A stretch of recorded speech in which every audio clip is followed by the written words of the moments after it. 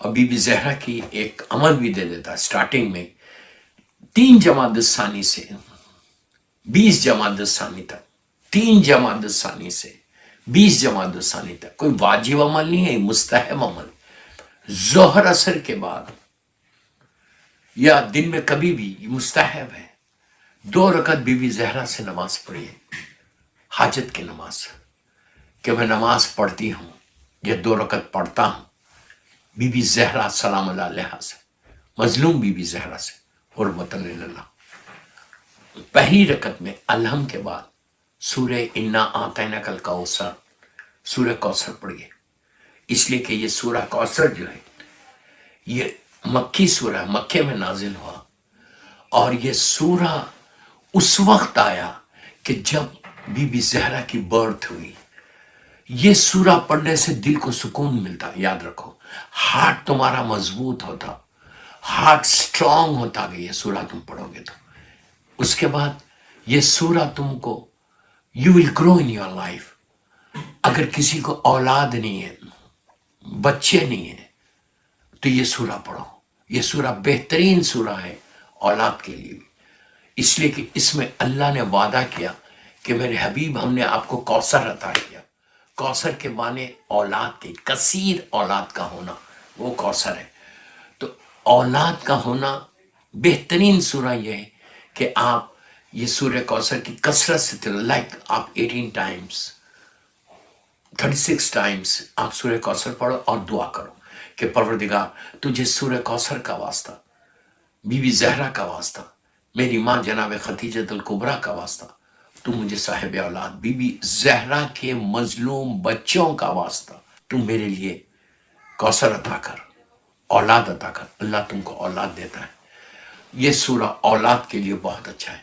تو یہ سورہ پہلی رکعت میں الحم اور سورہ کوثر پڑھو، اور دوسری رکعت میں الحم اور سورہ بسم اللہ الرحمن الرحیم قل هو اللہ احد، سورہ خل۔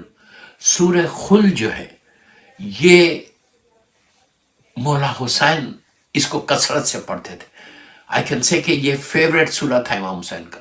پورا حسین خود قرآن ہے، لیکن اس سورے کی تلاوت آپ کثرت سے کرتے تھے، اس لیے کہ یہ ایک سورہ ایسا ہے کہ جس میں کمپلیٹ اللہ کی وحدانیت کا اعلان ہے، وحدانیت کا اعلان ہے۔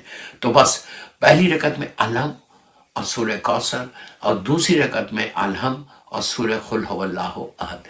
یہ پڑھنے کے بعد بی بی کی تسبیح پڑھو، تسبیح پڑھ کے سورہ یاسین، سورہ یاسین اور سورہ قرآن مجید میں سورہ یاسین کے فوراً بعد والا سورہ سورہ صفات، سورہ یاسین اور سورہ صفات فوراً اس کی تلاوت کرو۔